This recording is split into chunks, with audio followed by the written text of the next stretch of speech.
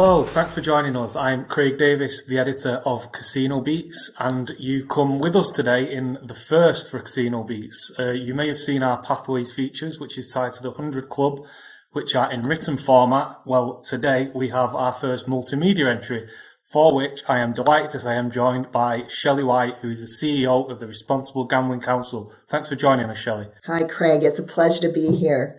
So these features usually have a fairly standard format that we follow. I'm sure we'll go off on a few tangents now. We're introducing multimedia, but we'll start where we usually do, which is experiences outside of gambling. Could you talk us through those experiences that you've perhaps had in your career? Actually, my experiences outside of gambling have been a bit longer than my experiences have been in gambling. This month is actually my 5th year with the Responsible Gambling Council. And prior to that, I had leadership roles with in the nonprofit sector, the global nonprofit sector, with the YMCA, the United Way, and the Kidney Foundation of Canada. And in those organizations, my role involved, taking social issues and bringing people together, multi-sectoral partners from the public, private, nonprofit sectors, to create systems change and to develop policies and programs to address root causes of issues like substance abuse and student dropout rates, renal disease, and the fact that people were not surviving renal disease, and working with a multitude of partners to create complex but sustainable solutions to improve people's lives, but also improve society. And as you said, you've possibly had more experiences outside of gambling than in gambling. What was it that led you into the industry?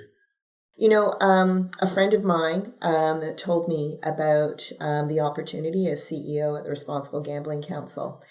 And as we talked about it, I was very, first of all, very intrigued by the impact that responsible gambling had in the industry, and was very intrigued by this organization that was, based in Canada, but was doing work globally in terms of, working with the industry on the development and implementation of responsible gambling standards and practices. As I mentioned, in all that work that I was doing prior to coming to the Responsible Gambling Council, it was evidence-based. It was about collaboration with other partners. It was about, developing solutions that, like I said, were going to create sustainable change. And the Responsible Gambling Council is this, nimble, innovative, purpose-driven organization that is, its foundation is based in evidence. And doing the research and understanding, what is the best approach to self-exclusion, for example, and then implementing that. But we also apply a ethnocultural and race lens to it. And so, and that's the value of working with partners and the value of understanding the values and the behaviors of people who live in various parts of the world. You realize that you can't take a cookie cutter approach to developing regulations or standards in order for responsible gambling regulations and programs and services to be effective. So, I love the fact that RGC is such a comprehensive organization that includes everything from research right through to public education programs. It's a B2B and a B2C organization. And I have to say, I was so impressed with the board and the staff when I met them. I mean, really smart people, great organization in terms of strong governance and strong management and operations. I feel really grateful to have the opportunity to work with such smart, progressive, strategic thinkers who are so innovative and adaptable. Over these 5 years, we'll get to the industry a little bit later on. But looking at yourself during these 5 years you've been in the industry, how would you kind of sum up your path and your kind of progress in a way during those years to the point where we are now? It has been a remarkable journey, and I have learned so much about the gambling industry as a result of having some really tremendous mentors and having some really valuable conversations with regulators and operators and individuals and governments around the world, and tremendous staff in whether it's Australia or Singapore or parts of the US, Europe, and Canada. And, you know, what I've really valued and appreciated, Craig, is the fact that responsible gambling and the concept of responsible gambling is changing to adapt to how the industry is changing. It's also growing in importance. And what I'm seeing in really progressive gambling industry organizations is that they understand the importance of integrating responsible gambling into their overall organizational strategy as well as their governance. And that is really exciting and important. So one question I often ask is, during your career in the industry, is there any anecdotal or funny stories that you've got for our viewers today? You know, my stories are more heartwarming than they are funny. When I was in Singapore a few years ago, attending a think tank that was being led by the CRA, and there's two operators in Singapore that we work with that we actually provide accreditation for. And I let both of them know that I was going to be in Singapore, and if there was an opportunity to meet, I'd love to. So I actually had the opportunity to go to Marina Bay Sands and meet with Joe Bufalino and a number of the team members there. And then had the opportunity to go over to Resorts World and meet with Sentosa and to meet with Mark Chi and Robin Wright and others on their team.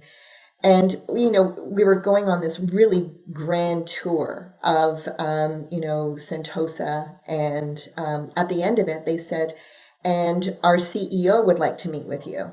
And I said, wow, this is fabulous. And so we entered the boardroom, and I was just so impressed with his commitment to responsible gambling. But the question that he asked me that has really stuck with me and with RGC and others is this question about the importance of cultural sensitivity when you are developing a responsible gambling program, which, you know, completely drew upon my experience with the United Way, because I was CEO of a United Way that was in a very, very ethnoculturally and race diverse community.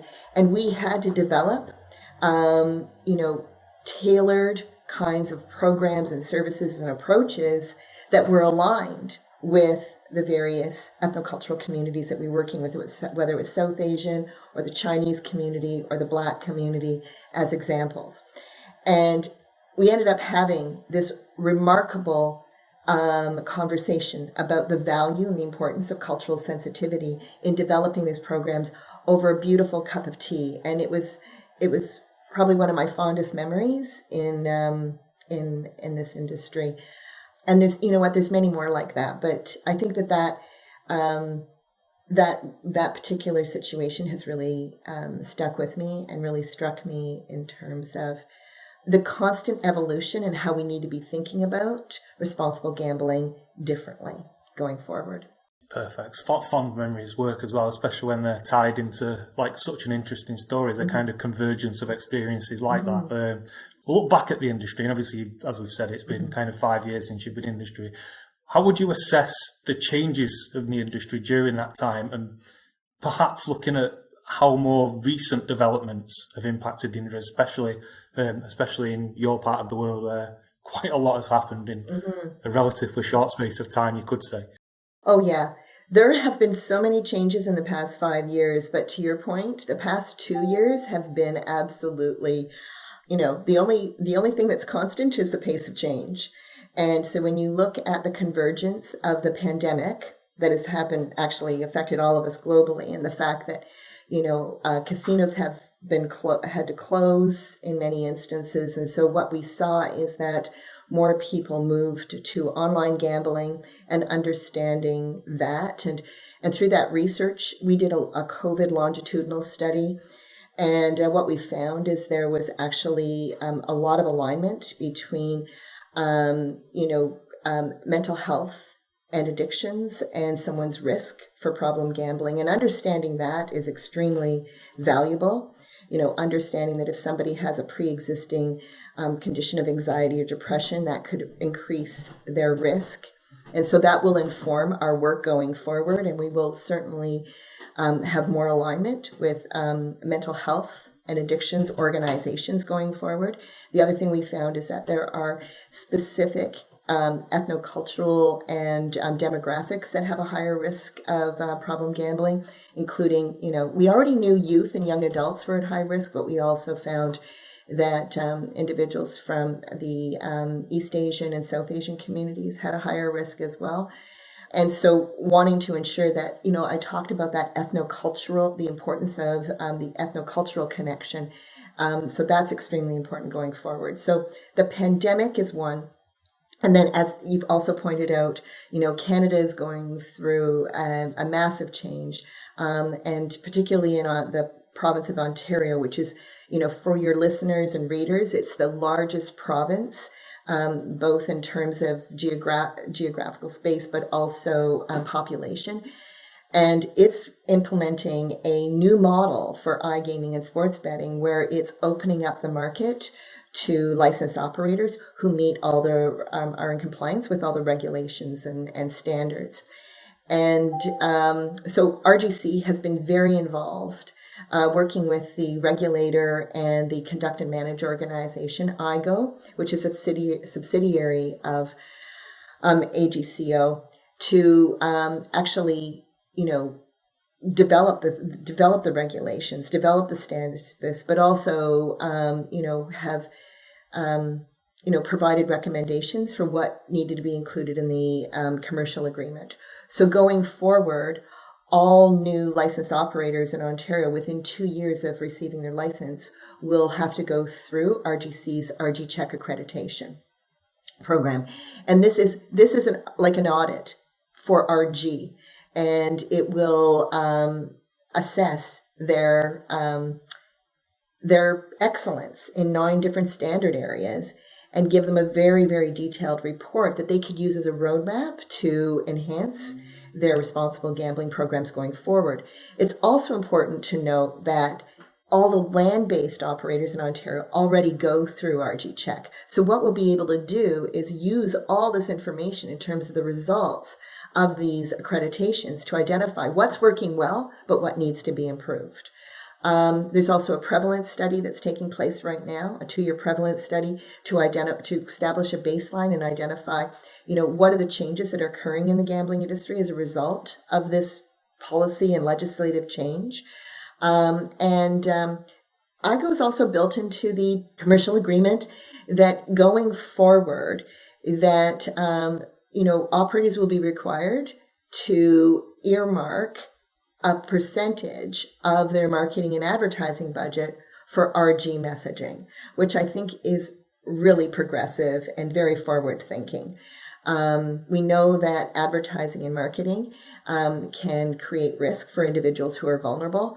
So getting those advertising and marketing standards and making sure that there's a good balance between marketing and advertising and RG messaging to the public is so essential. And then research is also a cornerstone of all of this change going forward, and a commitment to doing ongoing research to understand what's working, but also investigate and analyze what's not working and develop solutions in a multi-sectoral way to continue to create the kind of responsible gambling culture that we need going forward. Then the third area, Craig, I have to say, is that in my conversations with regulatory and operational leaders in the gambling industry space, it's very it's great. It's really exciting to hear their commitment to responsible gambling. And we're hearing more of that conversation, that it's not just about the bottom line, that if, in order to achieve sustainability, in order to, maintain customer loyalty and customer sustainability, in order to be able to attract and retain the right talent, it's absolutely essential that operators also have a commitment to consumer protection. So it's a double bottom line, which I think is really exciting for the industry, really important for the industry, but very important for individuals as well as society. That humanitarian approach, the kind of credibility and integrity that they want to bring to the gambling industry, the kind of courageous changes that they're making, and the kind of innovation that they're implementing, the fact that there's this opportunity to use AI and machine learning and data analytics going forward to create a safer product for players is extremely exciting and has lots of potential. You spoke about like the leadership and the executives in the industry, and I know this is kind of something that we've spoken about away from this recording in the past. The importance of kind of strong collaborative, and you mentioned courageous in your previous comments, leadership within the industry. And when it comes to kind of RG, how important is it that leadership kind of embraces all those qualities? Oh, I think that right now at this point, it's absolutely essential. These are complex, we've solved all the easy problems. The opportunities and challenges that we're facing, given the kind of technology that's available, the kind of complexity that I've talked about in terms of demographics, the differences that exist in the different types of gambling channels, makes this much more complex. So what is essential now in terms of, tackling these complex opportunities and challenges is a collaborative approach, bringing together collectively our knowledge, our skills, our resources, our perspectives, and having holistic kinds of debates and discussion and bringing together our resources to identify the key questions that we want to address and identifying the best solutions going forward. And so collaboration, this kind of 360 approach is so important. Having governments at the table, the regulators at the table, the operators, RG organizations, treatment, researchers, both academic and applied, absolutely essential because we each play an important role in the development and implementation of these solutions. And to conclude, we'll end where we usually do, and that is with the fact that we task the 100 Club once a month to tackle an industry issue, one question. If you could set a question to these people and this group, what would that be? Well, I'm just going to continue this train of thought that we were just talking about. With the massive changes in the industry and with the impact that the pandemic has had. We've had to pivot, to not to overuse that word, but we've had to adapt as leaders.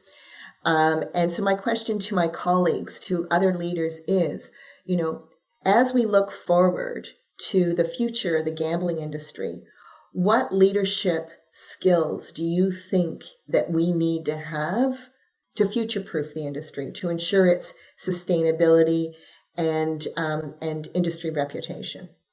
And with that, we are at the end. Thanks a lot for your time today. Thank you very much, Craig. It was a real pleasure.